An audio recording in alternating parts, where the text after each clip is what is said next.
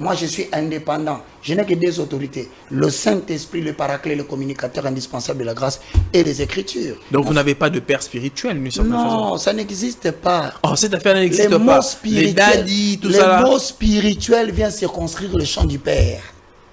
Donc, c'est une aberration. Très grave, d'ailleurs, qui mérite punition des droits. Comment un intellectuel licencié en philosophie et lettres, tu te permets de te sortir dehors et dire c'est mon père spirituel? Ah non. Évangéliste Epaphras, responsable de l'église Rehoboth, c'était dans votre église. Vous confirmez ce que vous avez dit dans cette conférence en face de l'évangéliste Roger Baka. Parce que je vois les problèmes qui dérangent ici, c'est les problèmes pères spirituels. Mais normalement, ça ne devrait même pas engager un débat parce que c'est dans sa propre Bible. Ok. Chaque jour, il lit ça, peut-être, je ne sais pas comment il fait pour ne pas voir ça. Parce qu'aujourd'hui, moi, je vais donner les versets. Je ne parle pas d'une explication, mais je donne un verset. Ok. Si vous voulez même deux, je peux donner. Où la Bible parle clairement des pères spirituels. Père spirituel. Ok. Vérifiez à la maison. Voilà, j'aimerais que même ceux qui sont à la maison, là, vous pouvez nous aider alors. Vous aider en quoi? C'est vos fardeaux à vous. Je suis dans la version Semeur. Prenez Philémon, parce que c'est le seul chapitre. Là, vous me donnez un grand travail. Trouvez d'abord Philémon, vous me donnez comme ça, je vais lire. 1, 10. Ok. Et vous allez lire, je suis dans la version Semeur. Philémon 1, 10. 10, oui. 10. 2015. Ceux qui sont à la maison aussi peuvent vérifier. Voilà. Je t'adresse cette demande, c'est ça? Oui. Voilà. Je t'adresse cette demande au sujet de mon enfant. Si donc je suis devenu les pères spirituels. Non, attends, je vais vous aider. Voilà. Alors, ceux qui sont à la maison, vérifiez ensemble avec moi. Je suis dans la version Semeur 2015. Ok. Je suis au verset 10. Je t'adresse ces demandes au sujet de mon enfant Onésime. Voilà. Dont je suis devenu le père spirituel ici, en prison. Bon, si vous voulez que j'ajoute encore un autre verset, ou bien ça suffit? Donc, vous avez déjà le premier verset, ne vous dérangez pas. Ok. Celui qui va nous aider encore, c'est Alfred Frédéric Cohen. Je suis dans la parole vivante. Ceux qui sont à la maison, vérifiez aussi. 1 Corinthiens chapitre 4 verset 15. En effet, ici c'est Paul qui parle. Paul. Il parle aux Corinthiens. En effet, même si vous aviez 10 000 instructeurs chrétiens, vous n'auriez cependant qu'un seul père. Car moi qui suis devenu votre père spirituel, en vous annonçant la bonne nouvelle. Moi qui vous ai appelé à la vie dans la communion du Christ et Jésus. Ça, c'est Paul. Oui, ça, c'est Paul. Ok. Il y a deux versets où c'est bien écrit clairement Père spirituel. Donc, juste une simple lecture. Voilà, merci. Alors, je préfère que vous puissiez vous arrêter là. Et évangéliste Roger Baka, je sais que vous avez fait 4 ou 5 minutes. Non, 6. 6. Vous avez le même temps d'antenne, 6 minutes. Il a lu la Bible. Il n'a pas fait la magie. Je pense que le verset qu'il a utilisé se trouve dans votre Bible. Qu'est-ce qui est faux dans ce qu'il a dit? Bon, quand tu présentes un élément comme tu le fais là, il y a une démarche. Cette démarche est dispensée dans le cours des rapports économiques, deuxième graduat, université de Kinshasa et partout. Les gens qui te suivent ne connaissent pas la définition de tes concepts. Tu devais commencer par expliquer les terminologies. Je te comprends. Ensuite, après avoir expliqué ta terminologie ou tes terminologies, tu devais nous faire l'état de la question. Tu n'as pas fait. Je n'ai pas vu là où tu as posé la problématique. Je n'ai pas vu là où tu m'as donné l'hypothèse des réponses. Immédiatement, tu commences à lire des références bibliques. Pourquoi les spirituels? Frères et sœurs, la notion de spirituel est tirée de relations qui existent exclusivement entre l'esprit de l'homme et le Saint-Esprit, le petit et le grand et. Autrement dit, nous ne pouvons parler des spirituels que lorsque la relation qui unit le Père au Fils est basée sur l'Esprit. Voilà pourquoi on dit spirituel, en opposition avec biologique. Maintenant, quand est-ce qu'on peut parler de l'Esprit de l'homme? 1 Thessaloniciens chapitre 5. Une minute. Le verset 23. Que le Dieu de paix vous sanctifie lui-même tout entier. Et que tout votre être, deux points, l'esprit, l'âme et le corps, soit conservé irrépréhensible jusqu'à l'avènement de notre Seigneur. L'être humain est composé de trois hommes, comprenant deux natures. L'homme-esprit, voici ses facultés. Pour ne pas tenter de l'amener chez un homme biologique, il faut qu'on vous dise les facultés de l'esprit. La communion, l'intuition et la conscience. Voici les trois facultés de l'esprit. Ensuite, il y a l'âme, qui n'a pas d'autre faculté à part l'intellect, la volonté, la pensée, et c'est fini. Alors, au niveau du corps, nous avons les 5 facultés que cher évangéliste connaît. Ça veut dire quoi? Au niveau de l'esprit de l'homme, ayant la même nature que le Saint-Esprit, car des corps qui ne sont pas de même nature ne peuvent pas collaborer. C'est pourquoi l'esprit de l'homme collabore avec l'esprit de Dieu pour entretenir des relations qui existent entre le Saint-Esprit et l'esprit de l'homme.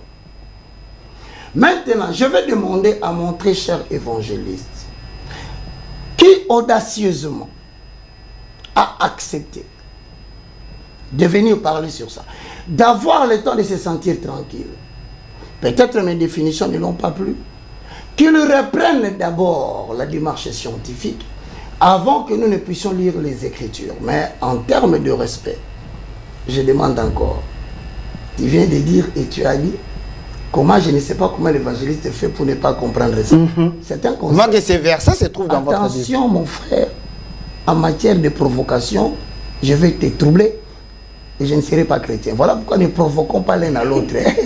Garde encore le peu de considération que j'ai envers toi, parce que je t'ai beaucoup aimé quand tu as publié la chanson Kumamanayo Yesu Ali Molom.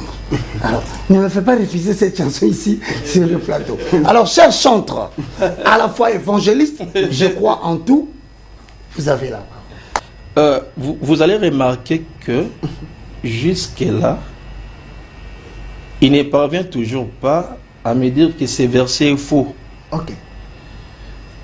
Et tous les concepts qu'il vient de définir ici, le Père, je sais qu'il a recopié sur le nouveau dictionnaire biblique, mais j'ai souhaité, parce qu'il y a trop d'ibélimélo, tu vois un peu, c'est pas mauvais de consulter les dictionnaires bibliques, mais il faut essayer, ça nous permet d'avoir une idée, mais il faut essayer d'approfondir, au lieu de recopier littéralement. Dans la lettre non, ce n'est même pas ça.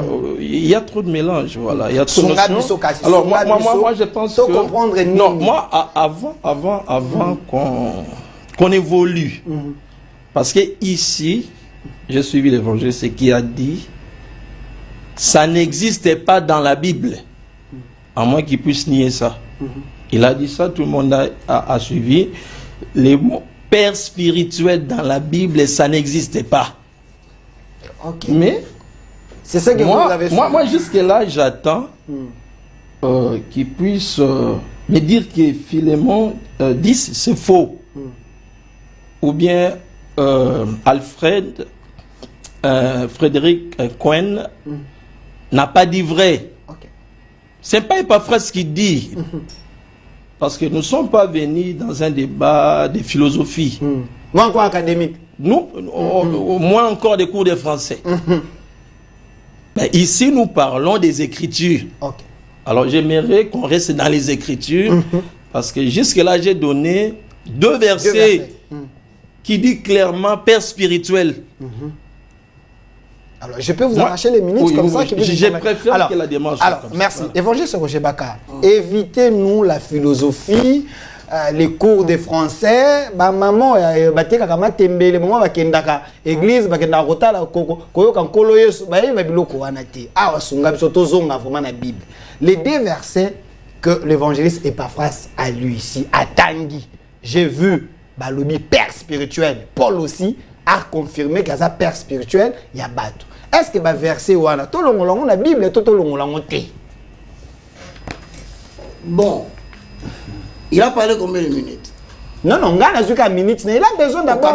Un acabé minutes. Merci. Okay. Mesdames et messieurs. Sur base de des versets, restons dans le débat. Ok. Moi, je ne m'appelle pas seulement évangéliste Roger Baka. Je suis économiste à l'université de Kinshasa. Si les chrétiens d'aujourd'hui pensent qu'étudier est une chose bête, c'est leur problème. Parce que on est en train de véhiculer un message au Congo selon lequel les pasteurs et les chrétiens sont des bourriques. On est en train de véhiculer un message au Congo ici que ce sont des brouillards, très préoccupés dans les affaires du royaume de Dieu. Mais les affaires de leur pays ne les concernent pas. C'est une considération que j'ai demandé, moi. Je vais révolter contre cette hypothèse-là. C'est comme ça que dans la Bible, nous parlons du logos et du réma. Tu ne peux pas lire une référence biblique abusivement, prendre une phrase, les sortir de son contexte pour en faire un prétexte, sans savoir ce que c'est vraiment sur le plan réalité. Voilà pourquoi je vous interdis. Si vous avez la possibilité de faire des exhortations, faites des exhortations, mais arrêtez-vous à prendre le luxe de parler de la doctrine et des enseignements. Mesdames et messieurs, frères, Epaphras me laisse 5 minutes. Moi, je continue. Voici l'approche biblique comparative. Je vous ai donné mon plan de travail. Je ne suis pas en train de l'habiboucher de manière superfétatoire. Non. Ici, il représente l'honneur de sa famille. Ici, il représente l'honneur de l'église qu'il dirige. Vous gagnez du temps. Vous faisiez gagner du temps. Sa chaise commence à t'échauffer. Moi, quand ça chauffe, tu vas commencer. Jusque là, on fait perdre. Tu remarques déjà que quand tu parles, je mets tête.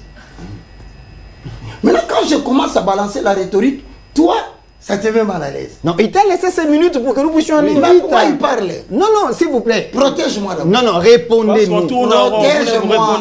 Je vous protège. Est-ce que tu considères que quand il a parlé, je me suis dit? Attendez, évangéliste Roger Baka, j'aimerais que nous puissions aller vite. C'est important parce que la je n'ai pas besoin d'aller vite, j'ai une minute. Non, non, c'est important. C'est important. Il y a des versets. Il a donné des versets. Tu vas détruire le débat. Oh, comment ça? Chacun a ses minutes. Il parle comme il veut pendant ces minutes. Vrai ou faux? Oh, vrai. Alors laissez-moi parler. Vous avez 4 minutes. Si mon français va jusqu'à perturber son esprit, où est le problème? 4 minutes. Voilà.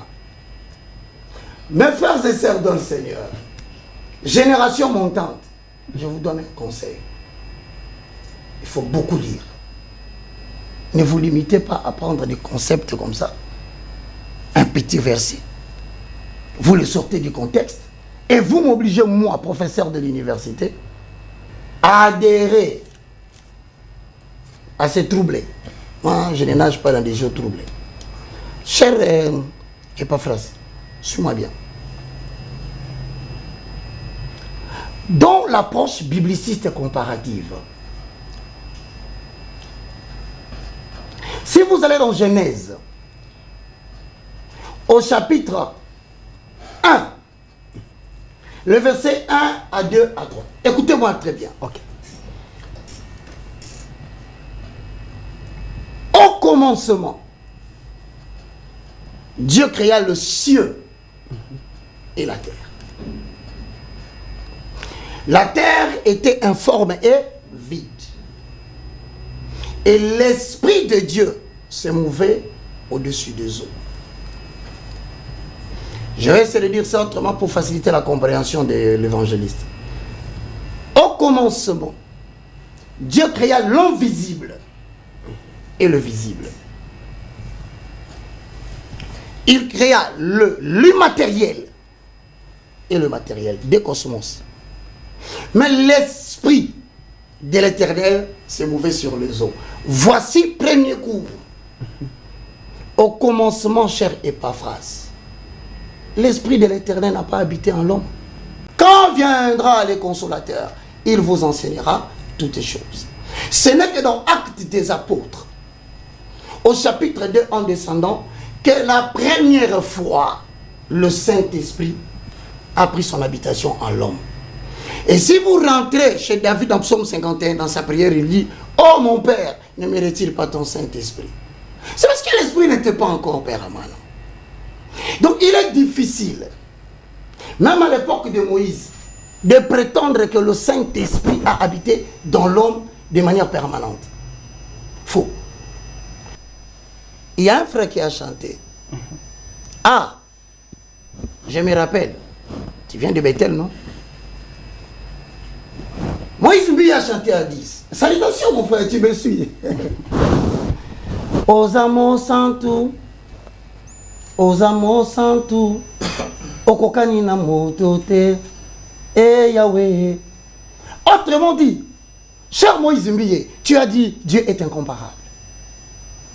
Mais comment peux-tu prendre un homme de chair et de sang, lui donner le nom du Père, afin que ceux qui ont cru en Jésus deviennent des sujets de lui comme ils sont des sujets de notre Père?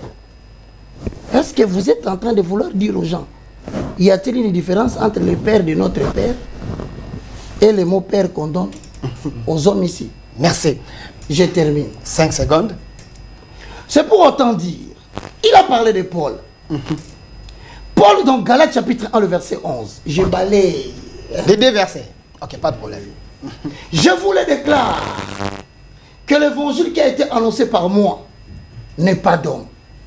Car je ne l'ai ni reçu, ni appris d'un homme, mais par la révélation de Jésus-Christ. Okay. Mais toi tu me parles que Paul a dit. Mais Paul dit lui-même, lui, c'est lui qui te qualifie, c'est lui qui a dit notre Père. Il dit, je n'ai pas eu un père qui m'a enseigné ça. Okay. C'est Paul, hein? Paul qui l'a cité ici. Il refuse qu'il n'a pas de père. Okay. Et ce sont mes minutes, en quoi ça te concerne? Mais parce que vous ne répondez pas, on non, perd le temps. Apparemment, tu veux perdre le temps. Tu vois qu'il n'est pas tranquille. Non. Mais vous êtes incapable de répondre à verset biblique. Comment tu le laisses parler pendant que je parle? Non, non, s'il vous plaît, évangéliste Roger Baka. C'est une question. Vous faites des raccourcis. On a combien de minutes? Non, non. J'ai l'impression que vous faites des diversions, vous ne voulez pas affronter les sujets. Revenez dans les sujets, c'est important. Mettez à côté... Toi, tu aurais des commentaires. Non, non. Frère, vous voyez. Ouais. Mettez à côté vos enseignements directs, s'il vous plaît. Ici, parlons de la Bible. N'enseignez pas les gens ici. Vous savez pourquoi je disais pourquoi je suis venu. Je savais bien qu'il n'aura pas d'argument. Il va m'amener dans une attitude bibliciste. Et il croit que moi, je fonctionne comme ça, avec des morceaux des Écritures. Moi, j'enseigne les 4 fondements du christianisme. Ce ne sont pas des mots. Donc vous n'allez pas répondre? Je réponds. Répondez alors. Je t'ai dit que j'ai combien d'approches? Tu as suivi? 3. C'est quand tous les minutes seront finis. Je les ramasse et je termine. Je crois vous constaterez vous-même comment est-ce que mon cher professeur s'est noyé lui-même dans l'eau. Ok. Depuis que j'ai donné ces 2 versets jusque-là, moi je m'attendais à ce que mon cher professeur puisse... mais dire que ces versets est faux. Tantôt on parle du Père, de la permanence du Saint-Esprit, tantôt on parle de la chanson, il a même chanté. Je ne sais pas on parle de quoi. Si on doit revenir dans la thématique, nous sommes venus parler, est-ce que Père spirituel, c'est biblique ou pas? C'est ça la grande question. C'est la question qu'il faut répondre. Ok. Oui.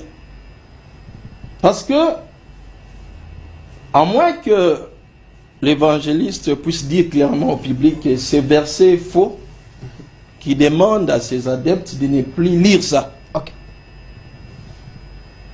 Oui.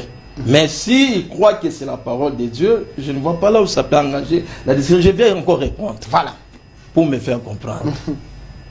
Philémon, chapitre 3, verset 10, parce que c'est le seul chapitre. Je t'adresse cette demande au sujet de mon enfant. Ceux qui sont à la maison, vérifiez encore. La version du Semeur 2015. Onésime dont je suis devenu le père spirituel ici, dont moi Paul, je suis devenu le père spirituel ici, en prison. Autrefois il était inutile, mais maintenant il est utile à toi comme à moi.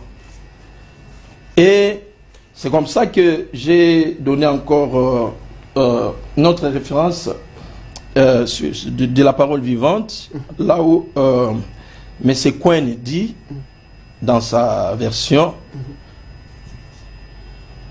je vous ai engendré, ou bien je suis devenu votre père spirituel. Parce que le problème qui dérange ici, c'est que le père spirituel ne remplace pas Dieu. Ok. Parce que Paul, en disant je suis devenu votre père spirituel, parce que les versets ou bien les concepts il a lu ça de Paul. Les choses dont nous parlons ici, c'est écrit plus de 2000 ans déjà passé, beaucoup d'années passées. Ce n'est pas Epaphras qui a écrit ça. Mais est-ce qu'il peut avoir l'honnêteté de dire à ces gens qui les suivent de partout que non, veuillez m'excuser, je vous avais dit que ce n'est pas biblique. Mais peut-être dans la version que j'avais lue, j'avais mal compris. Mais ici, qui ça est venu éclaircir les choses. Donc les pères spirituels, moi j'aimerais d'abord qu'on accepte d'abord que les mots père spirituel se trouvent dans la Bible. Ok. Et là on va évoluer. Ok. Vous lui donnez encore le Je lui donne encore la parole. Alors, évangéliste Roger Baka, ici, il y a la thèse et l'antithèse. Est-ce faux ce qu'il a lu? La notion du père spirituel est biblique ou pas? Soyez clairs avec nous par rapport à ces deux versets. Ok, pas de problème. Je demande. Mais répondez d'abord à ces deux versets, s'il vous plaît. Non, non, évangéliste Roger Baka. Quelle agitation. Évangéliste Roger Baka. Prenez ces deux versets, faites la lecture, donnez-nous votre compréhension. Monsieur Delphin, vous pouvez me protéger. Je vous protège. D'accord. Mais il y a des versets ici. S'il vous plaît. Ok. Ne marchez pas avec moi dans la dictature. Non, non, c'est pas dans la dictature. Parce que des fois, je vois vous deux, les salouba, comment ça fait. Non, non, non, non, non, non, non, il y a des versets. Non, non, non, non. Vous aussi, vous êtes louba. Je ne suis pas d'accord. Non, non, vous aussi, vous êtes louba. Laissez-moi tranquille. Les deux versets. Donnez-nous votre explication. Laisse-moi parler. Ok, papa. pas de problème. Mon cher, tu sais, hein, tu as engagé ta réputation. Hein. Fais très attention. Tu risques de ne plus avoir des gens qui te suivent. Il me pose la question, est-ce que la référence de Philémon est biblique ou non? Vrai ou faux? C'est ça la question. Hein? Vrai, le problème, pourquoi on vous dit, ne continuez pas à annoncer l'évangile, vous êtes en train de produire la mort. Oh. Le mot Satan est biblique, vrai ou faux? Vrai. C'est pour autant qu'on doit demander aux chrétiens de taper Satan. Qu'est-ce que vous entendez dans votre cerveau quand vous dites c'est biblique ou pas? On vous a dit que tout ce qui est biblique est recommandé. Le mot diable est biblique ou pas? C'est pour autant je peux l'appeler diable Epaphras parce que ça existe dans la Bible. Voyez, le manque de maîtrise de la compréhension biblique vous pousse à dire si quelque chose est biblique, donc on doit l'appliquer. Ici, le contexte est différent. je réponds, la question est biblique ou pas? Mais moi j'ai dit, si quelque chose est écrit dans la Bible, c'est comme ça que vous dites est biblique. N'est-ce pas? Parce que l'expression biblique vient qualifier ce que tu as dit avant. Mais moi je lui pose la question, diable et Satan, c'est dans la Bible ou pas? Et pour autant, comme c'est dans la Bible, hein, vous permettrez à la maison que j'appelle Epaphras Satan. Vous reconnaissez Donc écrit. vous voulez changer l'enseignement alors? Ah, il veut changer. Voilà, il reconnaît cet écrit. Il y a des intellectuels qui nous suivent et qui comprennent ce que je dis. Il a dit, c'est biblique, parce qu'il dit que je ne le réponds pas. Il dit, c'est biblique ou pas? Mais moi maintenant je le réponds par une métaphore. Ok. Figure de style, mon frère. Si donc tu me poses la question si c'est biblique, moi je te réponds. Est-ce que tu penses que parce que quelque chose est biblique, qu'on t'a demandé toi d'avoir les mobiles, de venir les défendre ici sur la télévision? Les mobiles, quel est le mobile pour lesquels tu veux défendre ça? Satan est dans la Bible. Le diable est dans la Bible. Alors, c'est pour autant que je dois en faire un enseignement, commencer à venir à la télévision. Mesdames et messieurs, dites-moi seulement, Satan est biblique ou pas? C'est la petitesse. Donc, tout ce qui est biblique ne peut pas être enseigné dans la sainte doctrine. Exactement, tu viens d'arriver. Parce qu'il a le retard de me comprendre. Toi, tu viens de comprendre que ce n'est pas parce qu'une référence est biblique qu'on doit l'appliquer. Encore faut-il poser la question. C'est une portion des Écritures qui a été éloignée de son contexte. Cette écriture a un contexte. Je ne veux pas l'aider. Je connais le contexte. Mais si je le dis, il va avoir un peu de respiration. Il faut qu'il soit essoufflé.